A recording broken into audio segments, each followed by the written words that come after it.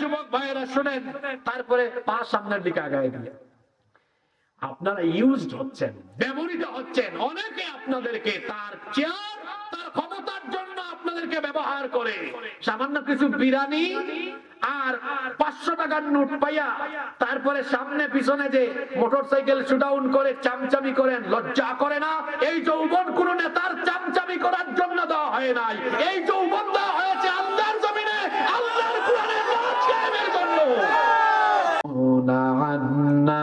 মিন আযাবিল্লাহি মিন শাই।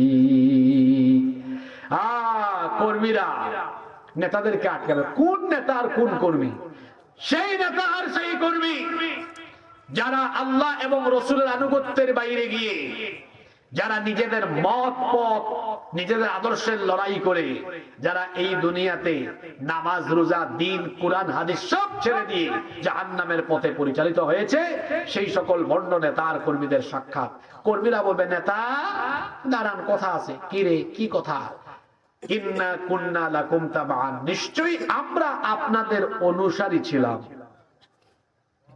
হ্যাঁ, ছিলি তো। তো আমরা যখন দুনিয়াতে বিপদে পড়ছি, অনেক সময় আপনাদের সাথে থেকে অপরাধ করলেও কেউ আমাদেরকে কিচ্ছু বলে নাই, ক্ষমতার ঠেলায়। তো আজকে একটা কাজ করেন না, এই যে আজকে আপনিও জাহান্নামে, আমরাও জাহান্নামে। ফাহাল আনতুম মুগনুনা আন্না মিন আযাবিল্লাহি মিন শাই। আজকে আল্লাহর আযাব থেকে বাঁচার জন্য কিছু একটা করেন না।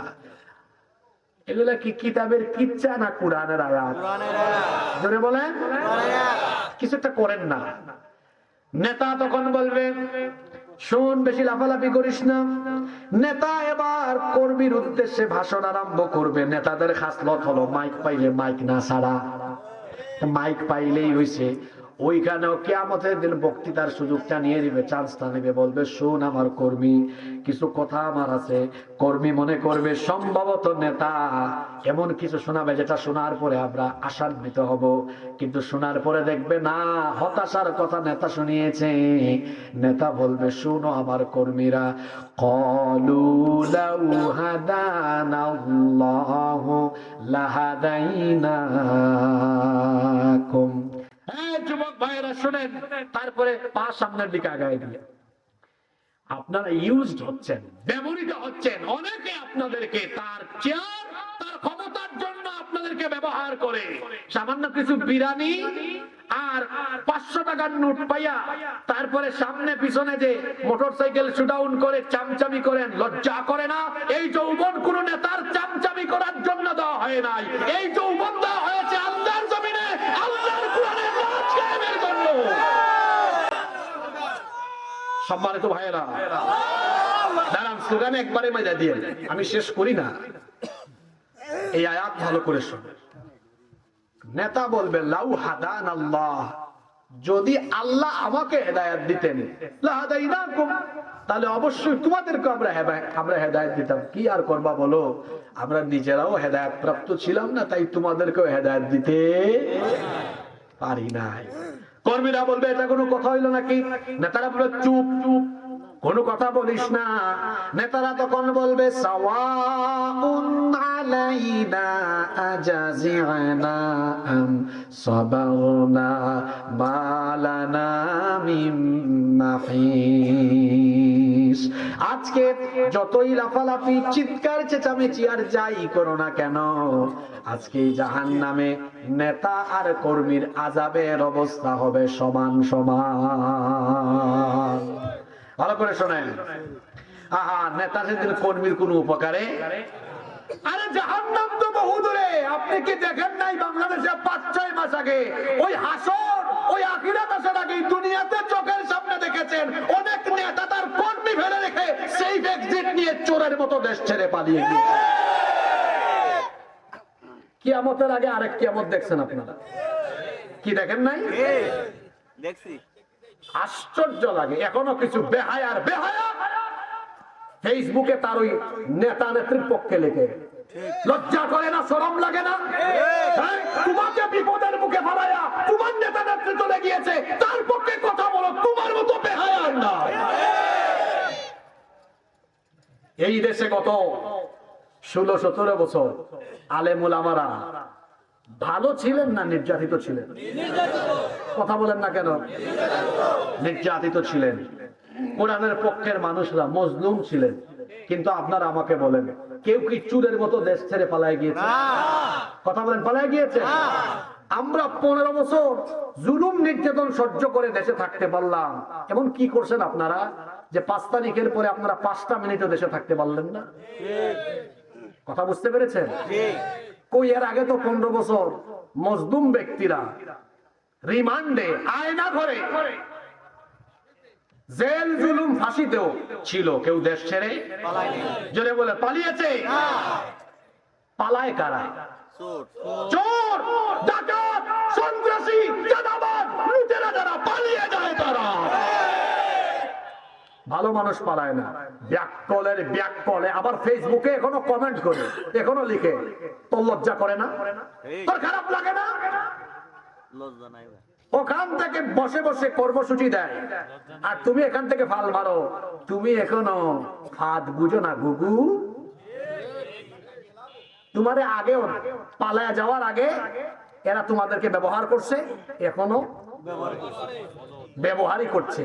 আপনি বলবেন কিভাবে ব্যবহার করছে?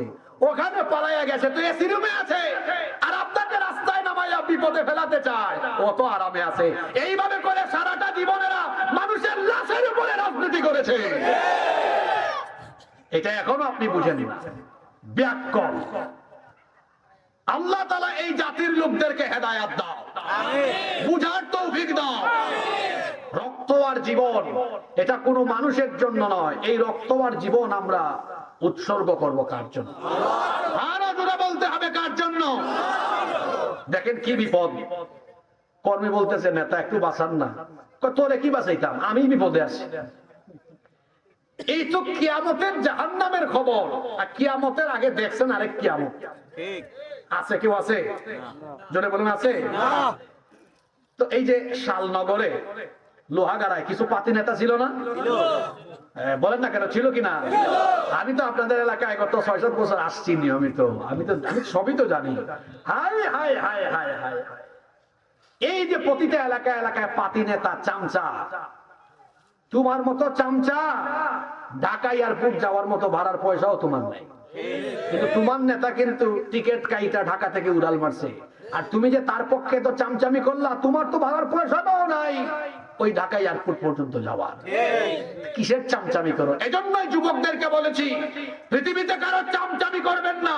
এই শরীরের সব শক্তি, রক্ত, আমার জীবন সব আমি দিব আল্লাহ আর রাসূলের জন্য, আল্লাহর কোরআনের জন্য, কোরআনের আন্দোলনের জন্য, ইসলামী আন্দোলনের জন্য, কোরআনের রাজ প্রতিষ্ঠার জন্য। আল্লাহ আমাদেরকে বুঝার তৌফিক দেন। এখন কোন জায়গায় ছিলাম মনে আছে তো? নেতা কি বলছে? তোদের অবস্থা আর আমাদের অবস্থা কি? হ্যাঁ, মনে আছে আপনাদের? কি কর্মীরা বলবে, না না না, এটা তো হতেই পারে না। আপনারা হুকুমদাতা আর আমরা কর্মী।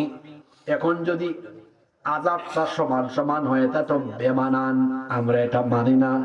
আল্লাহ বলবেন, কি রে, কারা আবার কি মানো না? কর্মীরা তখন বলবে, আল্লাহ আমাদের নেতারা বলে আজকে আযাব নাকি সমান সমান, এটা আমরা মানি না। আল্লাহ বলবেন, তাহলে তোরা কি চাস? কর্মীরা এবার তাদের নেতাদের বিরুদ্ধে আল্লাহর কাছে আবেদন করবে। দুইটা কথা বুঝে থাকলে বলেন, কর্মীরা তাদের নেতাদের বিরুদ্ধে আল্লাহর কাছে আবেদন করবে কয়টা? তারা বলবে, 1 নম্বরে তারা বলবে, রব্বানা ইন্না আতানা সাদাতানা ওয়া কুবারানা ফাআদাল্লুনাস সাবিলা। হে আল্লাহ, আমরা আমাদের এই নেতাদের আনুগত্য করেছি, তাদের কথা মেনে চলার কারণে আমরা পথভ্রষ্ট হয়েছি, উভয়ে জাহান্নামী হয়েছি। এখন নেতারা বলে আযাব নাকি সমান সমান, কিন্তু দুইটা দাবি হলো। 1 নাম্বার দাবি হলো, এদেরকে আমাদের সামনে দেন। দুনিয়ায় তো এরা আমাদেরকে চামচার মতো ব্যবহার করেছে, নিজেরা চেয়ার দখল করেছে, আর আমরা স্টেজের পিছনে দাঁড়ায়া ছিলাম, নিচে বসা ছিলাম, মোটরসাইকেল শোডাউন দিতাম, সুযোগ পাই নাই বেইজ্জত করার। আল্লাহ এদেরকে আমাদের সামনে একটু দেন। আল্লাহ বলবেন, তো সামনে দিলে তোরা কি করবি? তারা তখন বলবে, নাজালহুমা তাহতা أقدامنا ليكون من الأسفلين বন্ডারা তারা শোনো, নামাজ নাই, রোজা নাই, কুরআন নাই, ইসলাম নাই, নেতাগিরি করো, নেতাগিরি চলে যাবে একদম। কর্মীরা বলবে আল্লাহ আমাদের সামনে ফেলায় দেন, একদম বুকের উপর উঠে পাড়া দিব, পদদলিত করে জাহান্নামে যাব। এটা এই মোল্লার কথা না আল্লাহর কথা? এগুলা শোনার পরেও যদি আপনি ঠিক না হন, ওই যে বললাম বুঝবো মগজের মধ্যে শয়তান পেশাব করে দিয়েছে। আপনি বুঝেন না, এই কথাগুলা বুঝেন না। আর কেমনে বুঝাইলে আপনি বুঝবেন আমারে বলেন? এটা কয় নাম্বার দাবি? এক নাম্বার। জোরে বলেন, কয় নাম্বার? এক। আরেকটা দাবি আছে না? আরেকটা দাবি হলো তারা বলবে রব্বানা আতিহিম দি'ফাইনি মিনাল আযাবি ওয়ালআনহুম লা'নান কাবীরা। আল্লাহ আমাদের নেতারা বলে আযাব নাকি সমান সমান হবে, এটা আমরা মানি না। তো তোরা কি চাস? রব্বানা, হে আমাদের রব, আতিহিম এদেরকে দেন, দি'ফাইনি মিনাল আযাব, আমাদেরকে যে আযাব দিবেন আমাদের আযাবের ডবল আযাব। কি বুঝলেন? কি বুঝলেন? না খালি ডবল বুঝলে হবে না, এই বুঝ নিয়ে বাড়ি যান।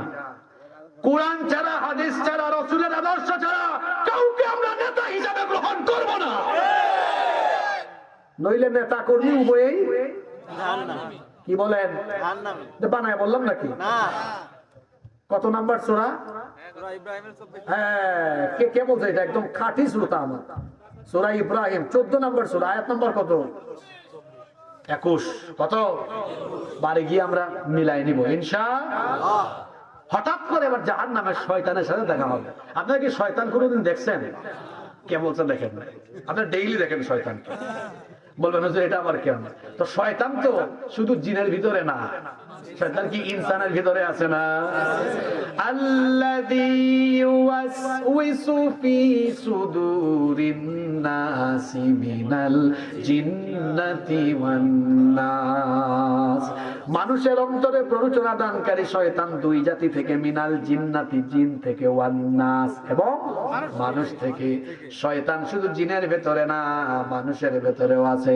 বলবেন হুজুর মানুষের ভেতরে থাকলে শয়তান, এই মানুষরূপী শয়তান কোনগুলো আমরা তো চিনি না। চেহারা সুরতে মানুষের জাত হলেও শয়তানি কাজ আঞ্জাম দেয় যারা মানুষরূপী আস্ত একটা শয়তান তারা। শয়তান দেখেন না আপনি? শয়তান ওই যে তসলিমা নাসরিন দেখছেন শয়তান? এখন বললে তো এখন আরো অনেকের উপরে দিয়ে যাবে। আমি আর নিচে এখন নামলাম না। বাংলাদেশে এখনো শয়তান আছে না নাই? দেখেন না, মাহফিলে এসে বিরোধিতা করে, হ্যাঁ, মাহফিলে টকশোতে মাহফিলের বিরুদ্ধে কথা বলবে, আলেমদেরকে ধর্ম ব্যবসায়ী বলবে। শয়তান চিনেন না? চেহারার দিকে তাকাবেন, এটা মানুষ রূপী শয়তান। শয়তানের টার্গেট মানুষ, আর মানুষের মধ্যে প্রধান টার্গেটে আছে মুমিন যারা। শয়তান প্রথমে তার মুরিদ বানায়, তারপরে মুরিদ বানানোর পরে এই লোকটা যদি শয়তানি ঠিক মতো করে, শয়তান তার গ্রেড বাড়ায়, প্রমোশন দেয়, কই তুই এখন আমার মুরিদ না, তুই আমার খলিফা। এই ধরনের শয়তানের খলিফা আছে না নাই? লোহা গড়ায় নাই গো, আছে। মানে প্রতিটা এলাকায় শয়তান আছে। এরা হলো মানুষ রূপী শয়তান, মানুষ রূপী।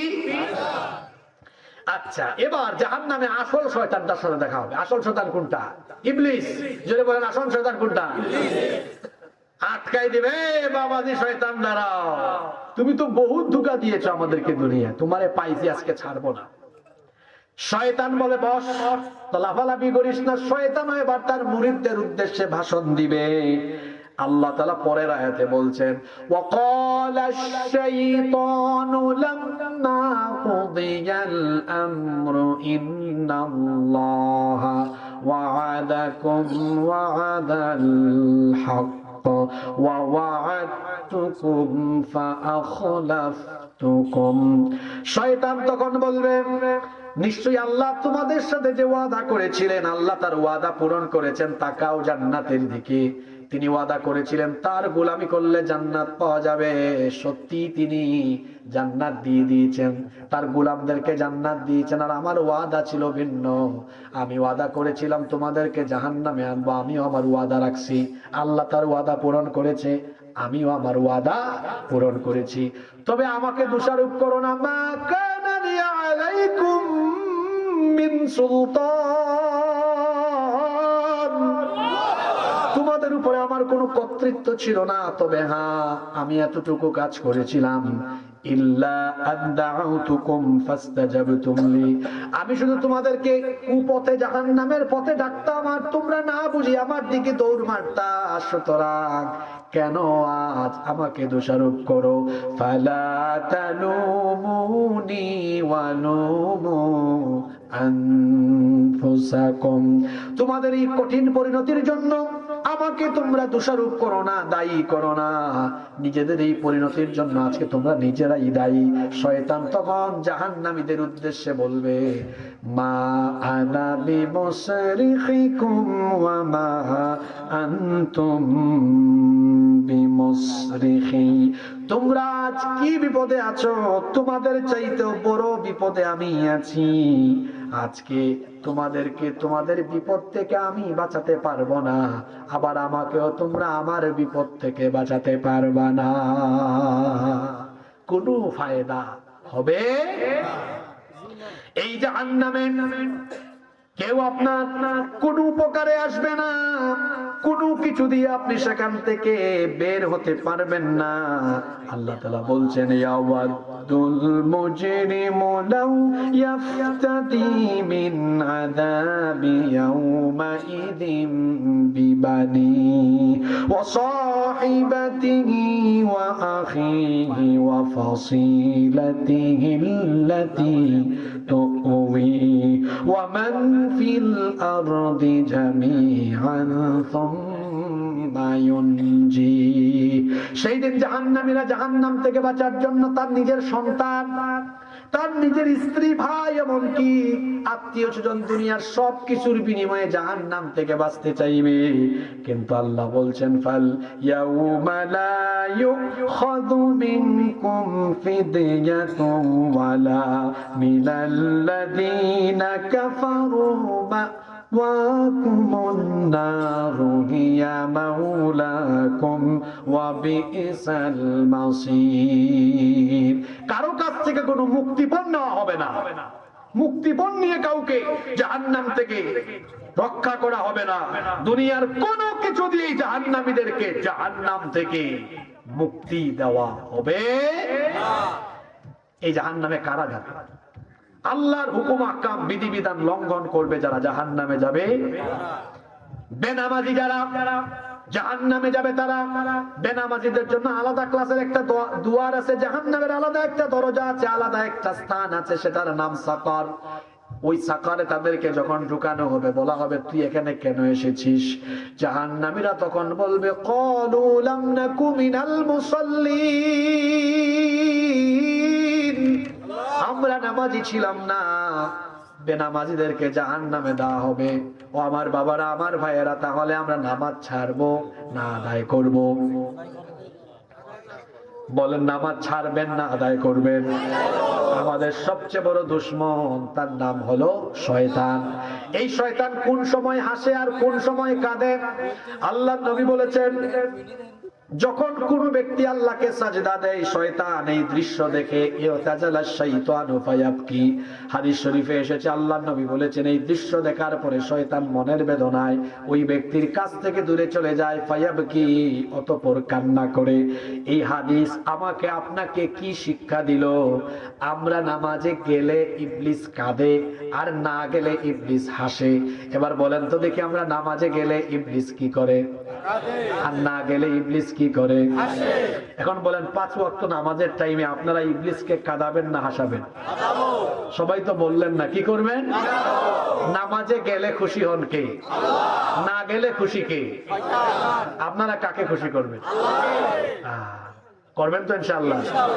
করলে নামাজ, রাখলে রোজা, আল্লাহ রাসূল পাবে সোজা, হালকা হবে পাপের বোঝা, করলে ইবাদত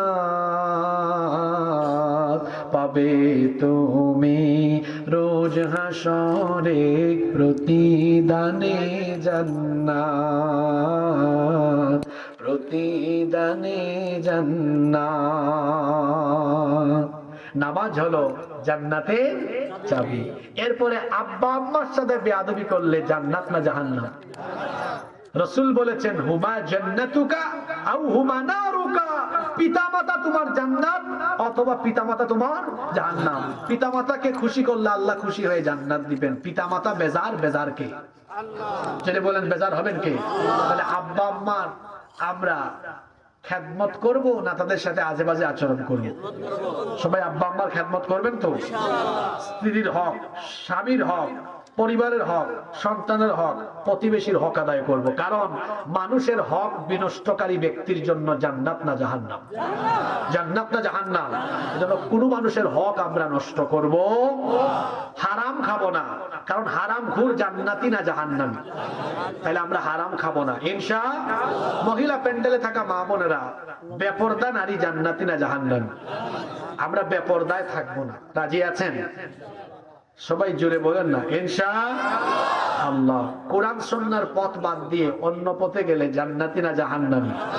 কোরআনের পথ জান্নাতের পথ, হাদিসের পথ জান্নাতের পথ, ইসলামের পথ জান্নাতের পথ। তাহলে আমরা জাহান্নাম থেকে বাঁচার জন্য আমাদেরকে পথ ধরতে হবে কোরআনের। জোরে বলেন কিসের পথ? কোরআনের। এই কোরআন আপনাকে জান্নাতের পথ দেখাবে। এই কোরআন এসেছে আপনাকে জান্নাতে নিয়ে যাওয়ার জন্য। সুবহানাল্লাহ। এজন্য আজকে একদিন ওয়াজ শুনলেই হয়ে যাবে না, এই কোরআন প্রতিদিন আপনাকে পড়তে হবে, বুঝতে হবে, কোরআনের রঙে রঙিন হতে হবে। এবার আমার দিকে তাকান, একটা হোমওয়ার্ক দেই, একটা হোমওয়ার্ক। মাত্র 2-3 হাজার টাকা খরচ করলে বাজার থেকে আপনারা বাংলায় অনুবাদ করা, তাফসীর করা, বাংলায় অনুবাদ করা, তাফসীর করা কিতাব কিনতে পারবেন। যেমন তাফহিমুল কোরআন, তাফসীর ফি জিলালিল কোরআন, মারিফুল কোরআন, তাফসীরে জালালাইন, তাফসীর ইবনে কাসির, এগুলো সব বাংলা করা হয়েছে। যে কোনো এক সেট তাফসীর কিনে ঘরে রাখেন, নিজে, নিজের পরিবার সবাই আপনারা পড়েন। এখানে অনেকে আছে না অনার্সে পড়ে, অনার্স করতে কয় বছর? জোরে বলেন কয় বছর? সরকার তো আপনার সিলেবাসে কোরআন দেয় নাই, আপনার সরকার আপনি। কিভাবে আপনি কোরআন পড়বেন শুনেন, আপনার সিলেবাসে আপনি নিজে কোরআন ঢোকান। প্রতিদিন যে বাড়িতে পড়তে বসেন, আপনি ডেইলি 5 আয়াত করে কোরআন অর্থ সহ ব্যাখ্যা সহ পড়েন। ক্যালকুলেটরে হিসাব করে দেখবেন ডেইলি 5 আয়াত করে পড়লে পুরা কোরআন শেষ করতে লাগবে সময় 4 বছর। সুবহানাল্লাহ পড়বেন না? অনার্সও শেষ, কোরআন পড়াও। এখন বলবেন অনেকে আছেন, হুজুর আমি ক্লাস 9-এ পড়ি, 10-এ পড়ি, আমি ইন্টার ফার্স্ট ইয়ারে পড়ি, তা আমি কিভাবে এসএসসি বা এইচএসসির আগে 2 বছরে কোরআন পড়তে পারি? আপনি 5-এর জায়গায় 10 করেন, তাইলে 2 বছরে পুরা কোরআন শেষ। সুবহানাল্লাহ। কেউ যদি বলে হুজুর আমি মাস্টার্সে পড়ি, আমি তো 1 বছরে মাস্টার্স শেষ করে ফেলবো, বা আমরা যারা বাকিরা আছি, হুজুর আমি আনো জজবাওয়ালা মুমিন, আমি 1 বছরে কোরআন পড়বো, তো 20-কে দ্বিগুণ, 10-কে দ্বিগুণ করেন, কত হয়? 20 আয়াত করে পড়েন, 1 বছরে পুরা কোরআন পড়া শেষ হয়ে যাবে। সুবহানাল্লাহ। বেঁচে থাকলে হয়তো এই গ্রামবাসী আগামী বছর এই মাহফিল করবে ইনশাআল্লাহ। আল্লাহ যেন তৌফিক দেয়। আপনারা আজকে সিদ্ধান্ত নেন, আগামী বছর মাহফিলের আগে আমরা একবার গোটা কোরআন পড়ে ফেলবো ইনশাআল্লাহ। তাইলে ডেইলি কয় আয়াত করে পড়তে হবে? তুতা পাখির মতো না, অর্থ সহ ব্যাখ্যা সহ। অথবা আপনাদের এখানে মসজিদ আছে না, মসজিদে হুজুরকে বলবেন, হুজুর প্রত্যেক ফজরের নামাজের পরে, প্রতিদিন ফজরের পরে অথবা মাগরিব বা এশার পরে আপনি একটু দাঁড়াইয়া 5টা আয়াত মুসল্লিদের সামনে তেলাওয়াত করে অর্থটা একটু শোনাই দিবেন। এটা কি 1 ঘন্টা লাগবে নাকি? 5 মিনিটের কাজ। কয় মিনিটের কাজ? আপনারা অন্তত এই কাজও করেন। নিজে যদি পড়তে না পারেন, এলাকার মসজিদে এটা চালু করেন, তাও দেখবেন প্রতিদিন নামাজে যাইতে যাইতে পুরা কোরআন অন্তত একবার শোনা হয়ে যাবে। সুবহানাল্লাহ।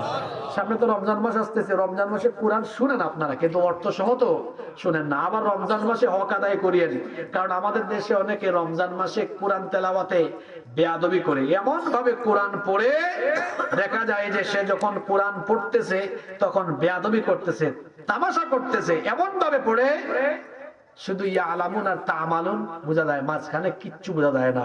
এটা হচ্ছে কোরআনের সাথে বেয়াদবি করা, তামাশা করা। এভাবে পড়বেন, এমন ভাবে পড়বেন যাতে প্রত্যেকটা অক্ষর পিছন থেকে মুসল্লিরা বুঝতে পারে, হরফের হক আদায় করে পড়ে। ধীরে ধীরে পড়েন, ইন্নাল্লাযীনা কাফারু সাওয়াউন আলাইহিম আআনযারতাহুম আম লাম তুনযিরহুম লা ইউমিনুন খাতামাল্লাহু আলা কুলুবিহিম ওয়া আলা সাম'ইহিম ওয়া আলা আবসারিহিম গিশাওয়া ওয়া লাহুম আযাবুন আযীম ওয়া মিনান নাসি মান ইয়াকুলু আমান্না বিল্লাহি ওয়া বিল ইয়াউমিল আখির ওয়া মা হুম বিমুমিনিন ইউখাদিউনা আল্লাহা ওয়াল্লাযীনা আমানু ওয়া মা ইয়াখদাউনা ইল্লা আনফুসাহুম ওয়া মা ইয়াশউরুন। প্রতিটা অক্ষর বোঝা গেল কি গেল না? হুজুরকে বলবেন এইভাবে পড়বেন, প্রতিটা অক্ষর যেন বোঝা যায়। হুজুরের দোষ দিয়ে লাভ নাই। আমার দেশে মসজিদের কমিটি এমন, হুজুর চাকরি কিন্তু সবার হবে না, যার গতি বেশি তার চাকরি হওয়ার সম্ভাবনা। এই জন্য মসজিদ কমিটিতে কোনো অপদার্থ লোককে আপনারা রাখবেন না। ব্যাককল স্যাককল অপদার্থ লোকদেরকে কমিটিতে রাখে। আমার দেশের 98% মসজিদে কমিটি রাখা হয় টাকা দেখে, বংশ দেখে, ক্ষমতা দেখে। এজন্য মসজিদগুলোর ব্যবস্থাপনা ভালো না। মসজিদে কোনো ব্যাককল, কোনো অপদার্থ লোককে কমিটিতে রাখা যাবে না। মসজিদের কমিটিতে থাকবে তাকওয়াবান, পরহেজগার। যদি এই এলাকায় আলেম ওলামা থাকে, আলেমদেরকে মসজিদের কমিটির সভাপতি সেক্রেটারি বানাবে। আচ্ছা, যিনি আলেম না, উনি আলেমের কদর বুঝবে? ইন্টারভিউ যদি সভাপতি নেই, ও কি বুঝবে? বেটা আউযুবিল্লাহ বিসমিল্লাহ পড়লে 30 বার স্ট্রোক করবে। ইন্টারভিউতে থাকবেন একজন বিশেষজ্ঞ আলেম, আলেমে আলেম চিনে। ঠিক আছে না? আল্লাহ আমাদেরকে কথাগুলা বোঝার তৌফিক দেন। তাহলে জাহান্নাম থেকে বাঁচার জন্য আমরা সকল অন্যায়, অপরাধ, পাপের কাজ ছাড়বো। আজকে কি সিদ্ধান্ত নিতে পারি? আর গুনাহ করব না। বহু গুনাহ করে ফেলেছি আমরা। ও আমার যুবক ভাইয়েরা, আমার আব্বা জানরা, গুনাহ করে ফেলেছি আমরা, কিন্তু হতাশ হওয়া যাবে না। কেন? আমাদের গুনাহের পরিমাণ যত বেশি, আল্লাহর দয়ার পরিমাণ তার চাইতে আরো বহু গুণ বেশি। সুবহানাল্লাহ।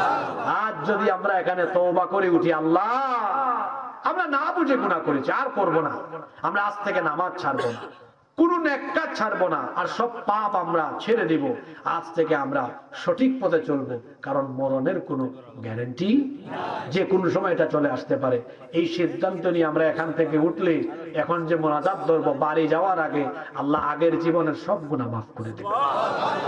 যদি এই সিদ্ধান্ত নিয়ে উঠি আল্লাহ আর গুনাহ করব, আল্লাহ আমাদেরকে বাকি জীবন জান্নাতের পথে পরিচালিত হয়ে নেক কাজ করার তৌফিক দান করেন। আমিন। মাহফিল কমিটির সম্মানিত সভাপতি সাহেবের সমাপনী কথা শুনে আমরা মোনাজাত করে উঠব ইনশাআল্লাহ।